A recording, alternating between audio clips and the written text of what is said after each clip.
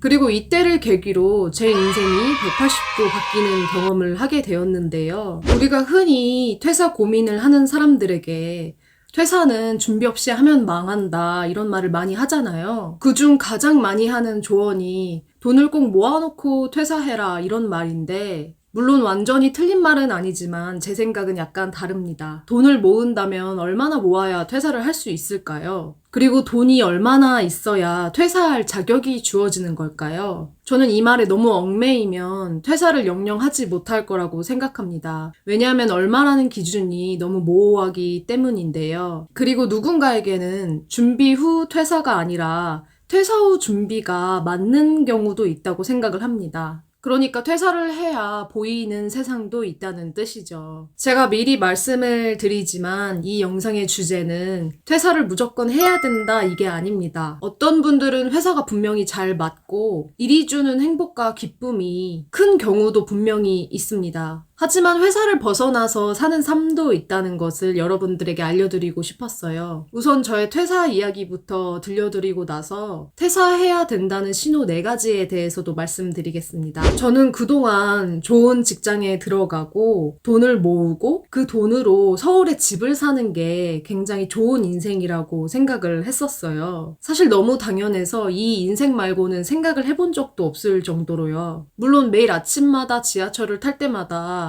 이게 내가 꿈꾸던 인생이 맞을까라는 의문은 들기는 했지만, 나처럼 평범하고 능력이 없는 사람이 어떻게 직장 밖으로 나와서 살 수 있을까? 현실을 생각해야지. 너만 힘들어? 다들 힘든데 참는 거야. 그런데 이렇게 사니까 어느 순간 우울증이 생기더라고요. 제가 사실 당시에 돈을 많이 버는 직업을 택했는데 뒤를 돌아봤는데 하나도 행복하지가 않은 거예요. 이렇게 사는 게 맞나 싶고 내 인생이 뭔가 잘못되어 가는 것 같기는 한데 뭐부터 어떻게 바로잡아야 될지 전혀 갈피가 잡히지 않았어요. 일단 사무실에 하루 종일 앉아있는 것 자체가 저한테 너무 힘든 일이었고, 순간 10년 이상 이렇게 살아야 된다고 생각을 하니까 너무 눈앞이 캄캄해지고 인생이 너무 무의미하게 느껴졌어요. 그때부터 돈이 나를 행복하게 해준다, 이 문장에 대해서 조금씩 의문이 들기 시작했습니다. 이 말에 따르면 저는 행복해져야 했는데 돈이 있어도 전혀 행복하지 않았으니까요. 그래서 회사를 박차고 나왔냐고요? 아니요. 저에게는 그런 용기가 없었습니다. 저는 그때 어떤 생각을 했냐면,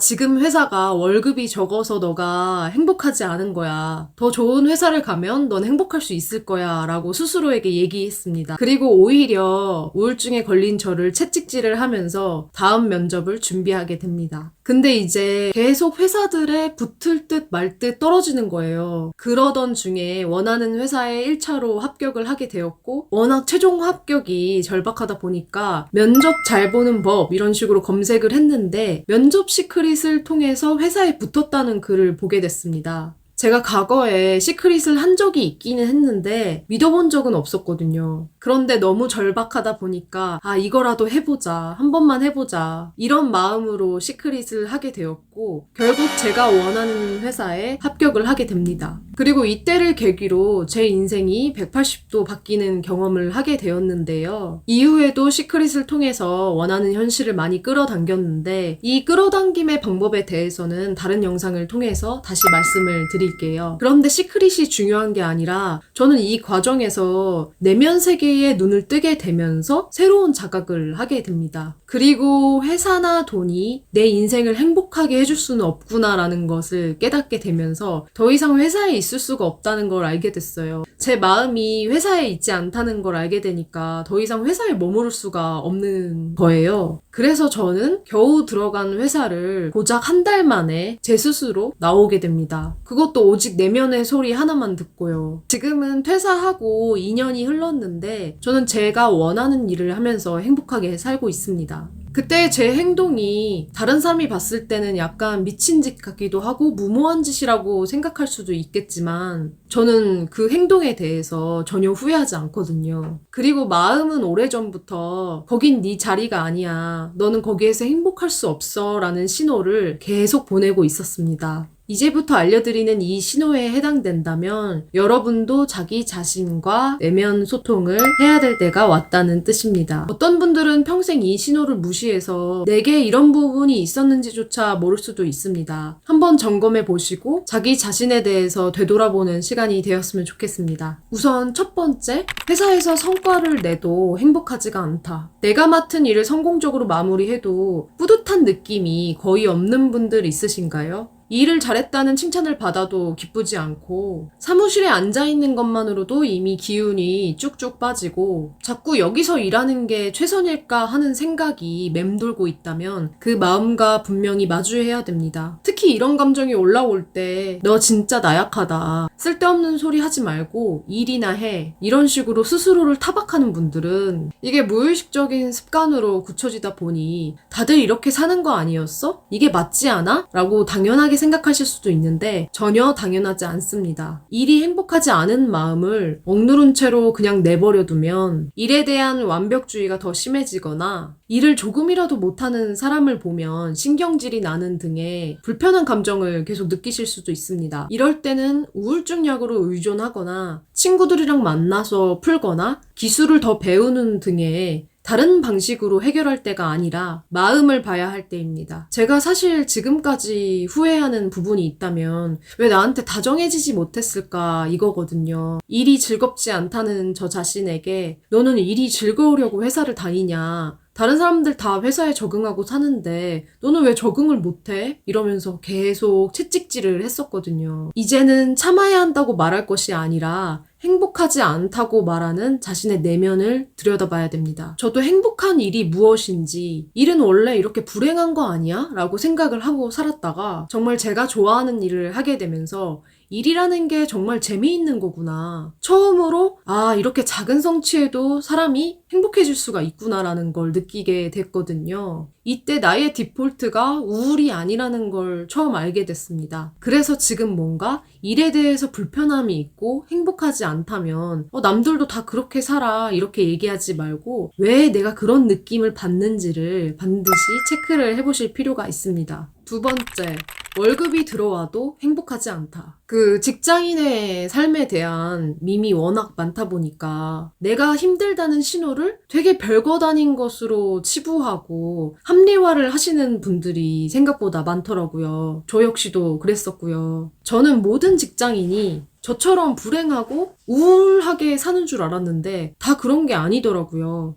어떤 사람들은 회사에서 느끼는 소속감이 좋고 내가 좋아하는 일을 열심히 해서 받은 월급으로 충분히 성취를 느끼면서 살아갑니다. 하지만 자신이 좋아하지 않는 일로 월급을 받는 사람들은 그게 기쁘기보다 내가 이 돈을 받기 위해서 여기에 있는 건가? 라는 강한 현타와 강한 불편함이 마음속에서 올라옵니다. 저는 월급이 쌓여있는 걸 볼 때마다 돈이 들어오니까 기쁘기는 한데 매일 이것만 바라보고 사는 것 같은 제 인생이 너무 불행하게 느껴지더라고요. 여러분들이 이 내용과 비슷한 감정을 느낀다면 내가 정말 가슴 뛰는 일이 무엇일까라고 한번 생각을 해보시고 혹시 내가 가슴 뛰는 일에 대해서 그게 사치라고 생각하면서 지금까지 내 원래 순수한 감정을 밀어낸 게 아닐까라는 질문이 필요합니다. 자, 세 번째는 마음의 결핍을 소비로 풀려고 한다. 매달 월급이 들어오지만 가슴이 텅 비어버린 느낌이 드는 경우 그걸 마주하지 않으면 우리는 자꾸만 다른 방식으로 그 비어있는 부분을 채우려고 하는데요. 나를 행복하게 하는 거라고 속이고 폭식을 한다든지, 멋져 보이는 물건을 마구 산다든지, 아니면 친구들에게 너무 자주 맛있는 걸 사준다든지, 이처럼 지나치게 소비하면서 스트레스를 풀려고 하는 경우에 일시적으로는 텅 빈 가슴을 채울 수 있지만 왜 내가 텅 비어있는지 봐주지 않았기 때문에 다시 결핍이 차오릅니다. 그런데 대부분의 사람들이 결핍을 느껴주는 것 자체가 너무 두렵고 보고 싶지 않아서 겉으로만 풍요로운 모습을 자신에게 보여주려고 해요. 이럴 때는 나 지금 행복하지 않아. 나 지금 진짜 우울해. 이런 식으로 내가 왜 행복하지 않은지, 내가 지금 왜 우울한지 내 마음에게 솔직해지는 시간이 필요합니다. 네 번째, 아무리 쉬어도 에너지가 회복되지 않는다. 내면 깊은 곳에서는 이 일이 나와 맞지 않다고 말하고 있는데 돈이나 명예, 사람들의 시선 때문에 그 일을 억지로 하고 있는 경우 당연히 365일 내가 나와 싸우는 인생을 살 수밖에 없게 됩니다.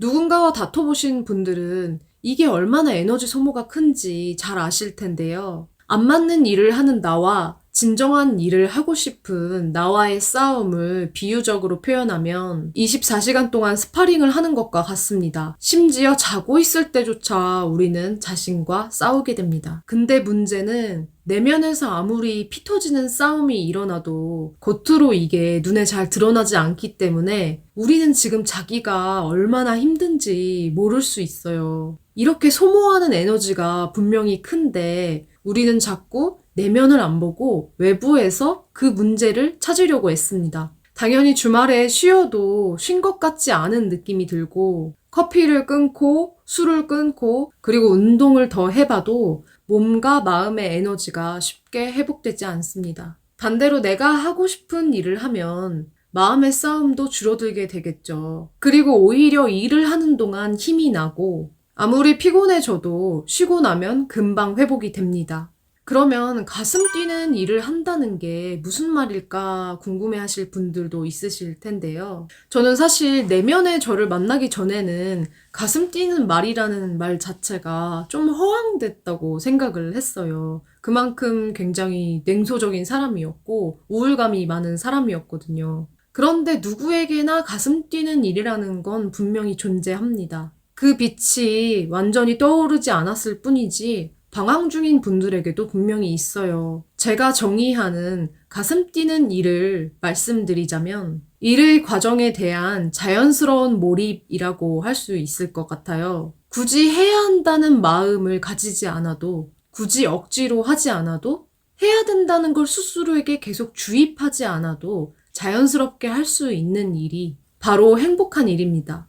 저는 내면의 나를 만나는 것만큼이나 행복한 일이 없다는 것을 앞으로 영상을 통해서 많이 이야기를 해드리고 싶은데요. 내면에 있는 자기 사랑을 깨닫게 되면 자기가 하고 싶은 일을 찾을 수 있는 건 물론이고 정말 행복한 인생을 살 수 있습니다. 이렇게 굉장히 평범한 저도 그걸 해냈으니까 당연히 여러분들도 해내실 수 있지 않을까요? 좋아요와 구독 눌러주시면 앞으로 좋은 영상으로 더 많이 찾아뵙겠습니다. 감사합니다.